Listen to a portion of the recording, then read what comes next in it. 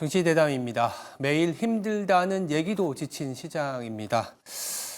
이런 상황에서 우리는 어떤 대응을 해야 될까요? 그리고 자산 구성을 어떻게 가져가야 될지 앞으로의 전략 짜보는 시간을 마련했습니다. 먼저 이 차트를 보면서 얘기를 좀 이어가 보도록 하겠습니다. 차트는 S&P 지수 노란색으로 표시되어 있죠. 그리고 원달러 환율, 코스피, 코스닥입니다. 보이듯이 S&P 지수는 지난 1년간 30% 가까이 상승을 항상 상황입니다. 말이 잘 안 나오네요. 네. 강세장이었습니다. 미국. 근데 우리나라는 아시겠지만 상당히 약한 모습을 보여주고 있습니다. 트럼프 당선 이후에 하락했다라가 아니라 사실은 계속 하락했었습니다. 코스피는 하반기에 들어서 하락을 시작했고요. 코스닥은 마치 S&P의 데칼코마니 마냥 계속 하락했습니다. 1분기 말부터 하락했기 때문에 거의 1년 내내 약세장이었다라고 보시면 될 것 같고요. 간밤에 또 IRA 텍스 크레딧이 폐지될 수 있다라는 얘기가 나왔지만 사실 2차 전지가 코스닥에 상당 부분 포함이 되어 있는데 이 부분들이 먼저 반영이 되어서 1년 내내 하락을 했다라고 보시면 될 것 같습니다. 왜 이런 상황이 벌어지고 있을까요? 당연히 이익에 대한 기대치가 떨어지고 자본에 대한 신뢰도가 하락했기 때문입니다. 트럼프로만 돌릴 수 있는 상황은 아니다라고 보시면 될 것 같고요. 중간에 보시면 8이라고 적혀 있는 부분은 그나마 오른 게 원달러 환율입니다. 안 좋은 거죠. 원달러 환율은 올랐고 S&P는 올랐지만 코스피와 코스닥은 오히려 약세장이 펼쳐졌습니다. 이 상황이 계속될지 아니면 좀 반전이 우리가 기다리고 있을지 챙겨보도록 하겠습니다. 그래서 국내 증시 대담에서는 국내 증시의 문제점 더불어서 환율 시장에 대한 고민 앞으로 어떻게 대응해야 될지 자세히 다뤄보도록 하겠습니다. 증시 대담 지금 바로 시작합니다.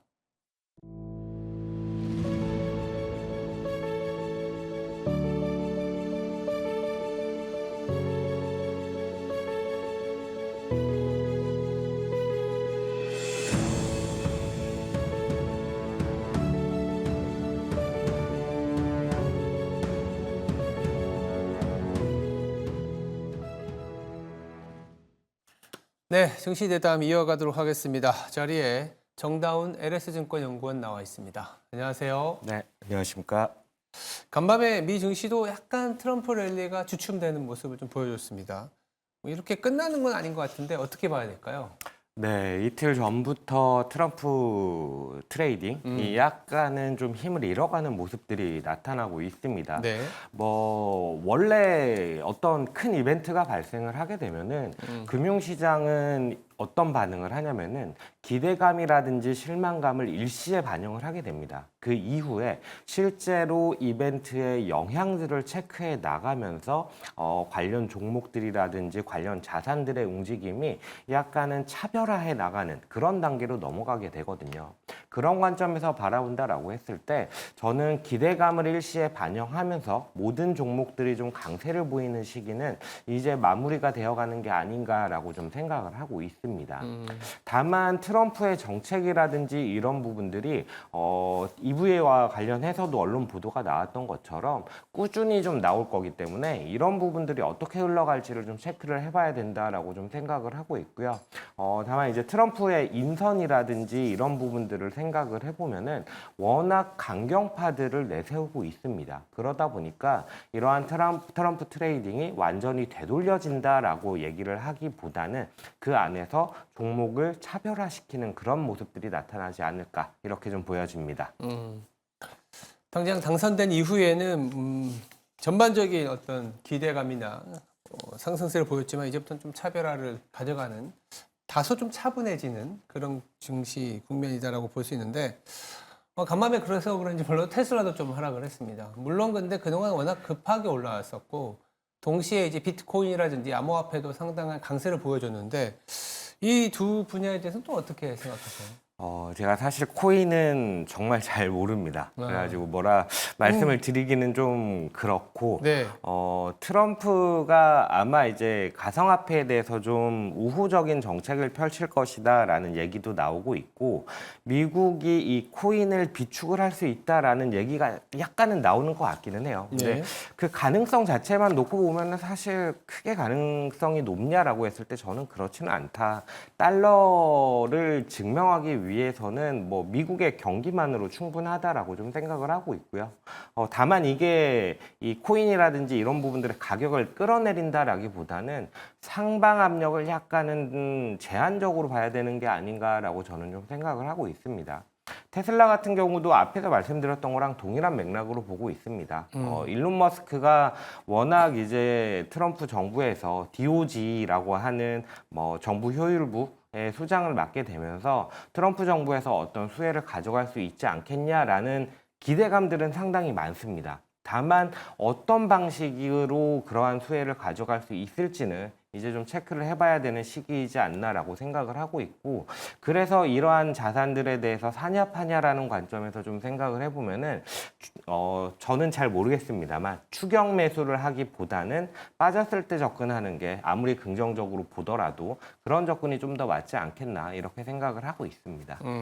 알겠습니다.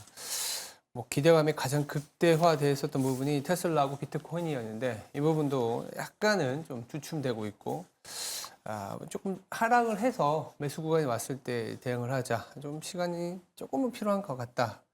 사실 시간이 필요한 게 우리 국내 증시인 것 같기도 하고요. 어제 4만 전자가 돼버렸습니다. 종가에 갑자기 5만 원이 깨져버렸는데 삼성전자 굉장히 이거는 사실 개인 투자자분들 그렇지만 국내의 주요 기관 투자자분들도 굉장히 고민돼요. 삼성전자 이거 사야 되나 말아야 되나 어떻게 해야 될까요? 네, 최근 저도 한 이틀 정도 동안 제일 문의를 많이 받았던 게 바로 이 삼성전자에 대한 부분입니다. 이게 삼성전자가 결론적으로 말씀을 드리면은 삼성전자가 많이 빠졌습니다. 많이 빠지다 보니까 밸류에이션으로 보면은 역사적인 저점 수준까지 내려왔어요. 그러다 보니 이걸 이제 사도 되는 게 아니냐라는 얘기가 한쪽의 주장이고, 그리고 또 다른 한쪽의 주장은 그럼에도 불구하고 삼성전자가 예전 같지 못하다. 그렇기 때문에 PBR 1배를 하회한 수준이라는 게 절대적인 저평가라고 볼 수는 없다라는 게 또 다른 한쪽의 주장입니다. 저는 이제 개인적으로 봤을 때는 좀 앞쪽의 주장, 그러니까 밸류 메리트를 보고 좀 매수 관점으로 접근해 보는 게 어떻겠냐라고 좀 말씀을 드리고 있어요. 이렇게 말씀을 드리는 이유가 뭐냐라고 좀 살펴보면은 일단은 삼성전자가 왜 이렇게 빠졌냐라는 부분을 먼저 좀 체크를 해야 될 것 같아요. 표면적으로 가장 먼저 나타나는 부분은 앞에서도 얘기를 해주셨지만은 삼성전자에 대해서 외국인이 아주 공격적으로 순매도를 하고 있기 때문에 그래서 주가가 이렇게 급락을 하고 있습니다. 그러면 외국인은 이렇게 왜 순매도를 강하게 하느냐라고 봤을 때 저는 크게 두 가지 정도를 살펴보고 있습니다. 삼성전자가 글로벌 경쟁사 대비해서 기술 격차가 약간은 벌어지는, 뒤처지는 모습들이 확인이 되고 있고, 더불어서 이제 범용기행 같은 경우는 중국에서의 추격이 빠르게 좀 올라서고 있기 때문에 이런 부분들 때문에 삼성전자의 주가가 이렇게 급락하는 외국인의 순매도를 유발한 게 아닌가라고 좀 생각을 하고 있습니다. 다만 저는 연말이라든지 내년을 바라봤을 때 이런 그림이 조금은 개선되지 않을까라고 생각을 하고 있어요. 일단 연말에 엔비디아 H200에 HBM3E를 공급할 전망이다라고 좀 생각을 하고 있고요. 더불어서 이제 엔비디아 루빈 출시 지연이라는 부분이 있는데 이게 오히려 삼성전자가 그동안 준비할 만한 시간을 약간은 벌어주는 역할을 하지 않을까라고 기대를 하고 있고요. 그리고 마지막으로 또 25년 같은 경우에는 DDR4에서 HBM으로의 전환을 성공적으로 할 수 있을 거라는 기대감을 가지고 저는 지금과 같은 역사적인 저점 수준의 밸류 상황이라면은 삼성전자에 대해서 비관적으로만 생각할 상황은 아니다라고 좀 말씀을 드리고 싶습니다. 네. 삼성전자가 제 뒤에도 로고가 있지만 힘을 내줘야 우리 증시가 사실은 올라갈 수가 있죠. 4만 전자가 돼버렸습니다만 저도 보니까 삼성전자 배당 수익률도 이제 뭐 거의 3% 가까이 올라와 버렸더라고요. 그쵸. 물론 배당 네. 컷 얘기도 있긴 합니다만 가격으로 놓고 보면 사실 10년 평균 주가를 깨고 내려와서 굉장한 위기 아니면 굉장한 기회. 물론 같은 말일 수도 네, 있습니다. 맞습니다.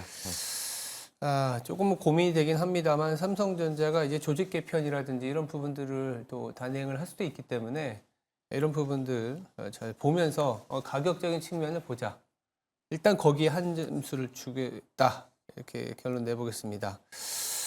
삼성전자가 이렇게 부진한 원인 중에 하나는 수출이 전반적으로 우리나라 좀 둔화되고 있고 그 수출의 한 20%가 반도체잖아요. 그러면서 삼성전자를 비롯한 반도체가 힘을 못 쓰고 있는데 아무래도 우리 증시에서 뭔가 성장 내지는 시장에서의 주도 업종이 되려면 수출주가 돼야 되잖아요. 아니면 수출이 잘 되는 거. 네. 뭐가 있을까요?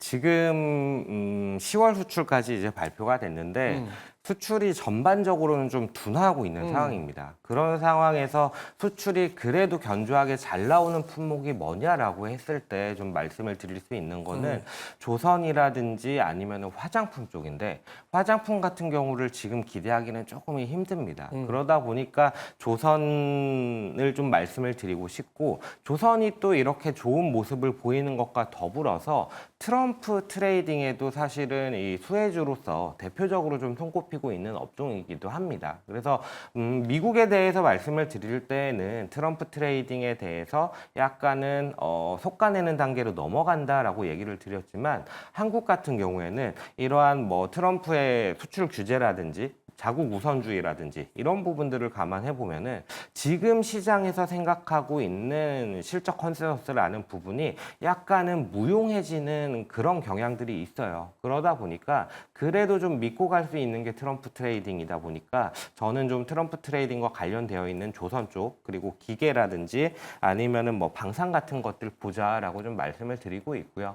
더불어서 한켠에서는 이 세 개 업종을 제외한 나머지 업종들 같은 경우에는 상당히 좀 부진한 모습들을 보이고 있습니다. 그런데 이렇게 부진한 모습을 보이는 와중에서도 실적 서프라이즈를 내는 종목들이 나타나고 있어요. 뭐 JYP라든지 아니면은 뭐 이마트라든지 이런 종목들이 좀 나타나고 있기 때문에 이렇게 좀 개별 종목단에서 실적에 대한 개선이 확인되는 것들도 한번 좀 접근해 보면 어떨까라고 생각을 하고 있습니다.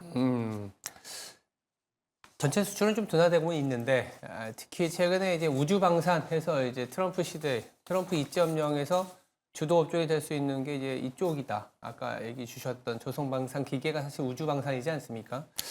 그런 부분에 좀 주목을 하자라고 얘기를 했습니다.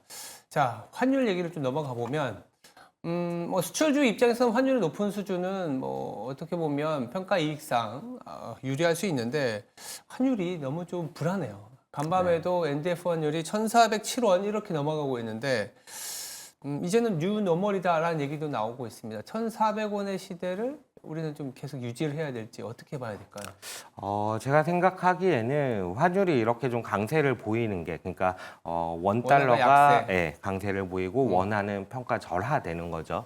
이런 그림이 나타나는 원인은 뭐냐면은 달러가 강세를 보이기 때문입니다. 뭐 다른 국가들의 통화를 살펴봤을 때 달러 대비해서 똑같이 이렇게 약세를 보이고 있고 우리나라가 지금 상황에서 특별히 약하다라고 보기는 어려워요. 그래서 근본적인 원인은 미국에 있다라고 생각을 하고 있고 그러면 이러한 미국의 달러 강세 요인이 어떻게 될 거냐라고 생각을 했을 때 저는 이전에 말씀을 드렸다시피 리쇼어링에 대한 부분들이 여전히 이어질 수 있다라고 생각을 하고 있거든요. 이 부분은 결국 미국의 경기 모멘텀을 강하게 주도할 수 있는 부분이라서 저는 달러 강세라는 그림 자체는 사실 크게 변하기 어렵다라고 생각을 하고 있습니다. 달러 강세라는 부분. 왜냐하면 미국 내에 제조업을 좀 더 설치, 뭐 고용을 유발시키고 소비로 전환하는 부분들은 미국의 성장률을 더 부각시키는 거기 때문에 미국의 성장은 곧 이 달러의 강세, 원화의 약세, 원달러의 상승이기 때문에 당국에서 구두 개입이라는 액션을 취하긴 했지만 뭐 강한 어떤 원화의 강세보다는 조금은 이제 상승세를 조금 좀 약간 줄여주는 정도. 높은 레벨의 원달러 환율은 유지될 수 있다. 이렇게 봐야 될 것 같습니다. 그러면 고환율, 그리고 여러 가지 이벤트와 정책들이 좀 나오고 있는데 트럼프 2.0을 맞이한 한국 증시에 대한 대응 전략은 어떻게 가져가야 될까요? 네, 참 어렵습니다. 뭐 삼성전자에서 말씀드렸던 거랑 동일한 맥락입니다. 지금 주가 레벨 PBR로 보면은 0.85배까지 하락을 했거든요. 이 수준이면은 사실 실적이라든지 수출이라든지 상당 폭의 부진을 반영한 수준이기는 해요. 그래서 접근을 해볼 만한 상황이기는 합니다. 다만 본격적으로 이제 트럼프 정책의 영향이 어떻게 나타날 것이냐라는 부분을 확인하기까지는 1월 20일에 이제 트럼프가 취임을 하게 되고 그 이후에 트럼프의 어떤 정책적인 조치라든지 혹은 다른 국가와의 협상이라든지 이런 부분들까지 남아 있다 보니까 시간상으로 상당히 좀 많이 남아 있습니다. 그러다 보니까 시장 지수 자체가 이제 뭐 절대적인 저평가라서 강하게 베팅을 한다라기보다는 지금 수준이라면은 약간의 종목장 관점에서는 충분히 접근할 만한 레벨까지는 오지 않았나 이렇게 저는 좀 생각을 하고 있습니다. 아직은 또 기간 리스크가 남아있다. 종목 단에서는 상당히 싸져 있는 종목들이 있기 때문에 그 부분을 좀 노려서 대응을 해야 된다. 그러면 이제 당장 또 다음 주 우리가 이제 금요일이니까 다음 주도 뭐 엔비디아를 비롯해서 실적도 있고 주요 경제 이벤트도 있습니다. 그 중에서도 좀 주목해 볼 만한 이벤트나 실적 발표가 있을까요? 네, 말씀하셨다시피 엔비디아 실적이 가장 중요한 이벤트일 것 같고요.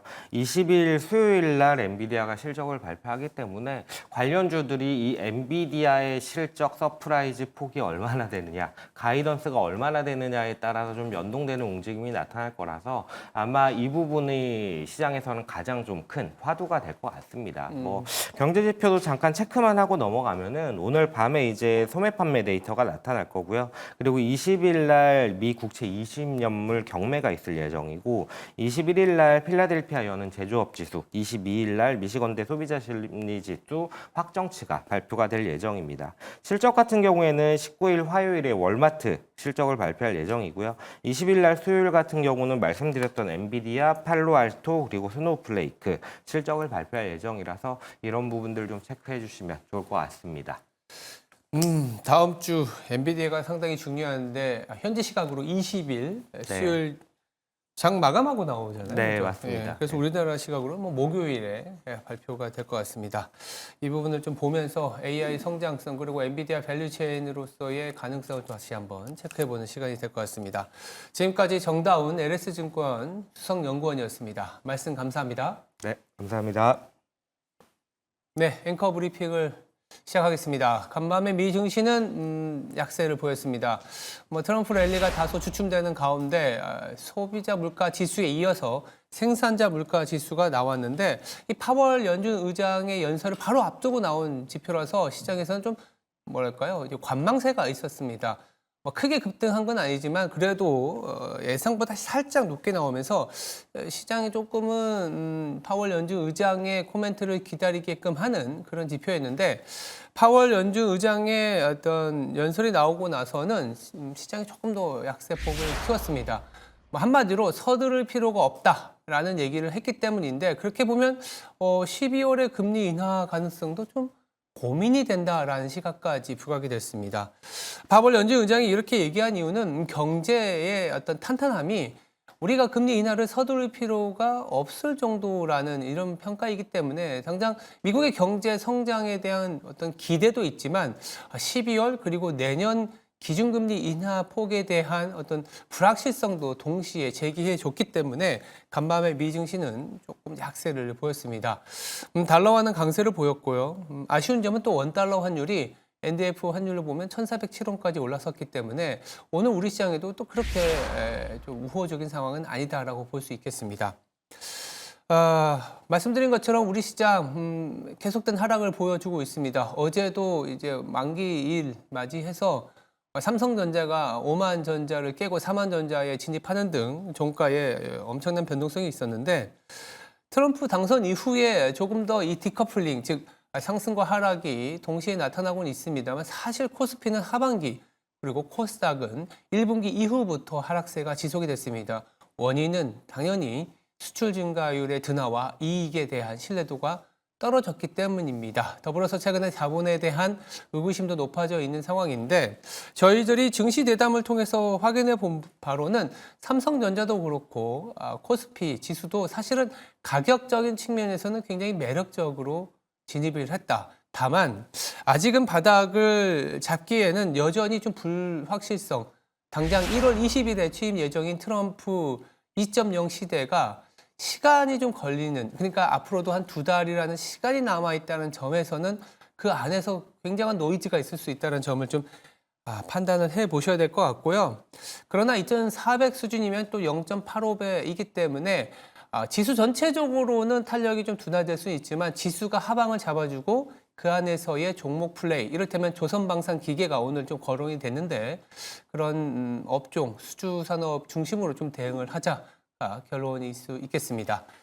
네, 지금까지 앵커 브리핑이었습니다. 오늘 하루도 성투하시기 바랍니다. 감사합니다.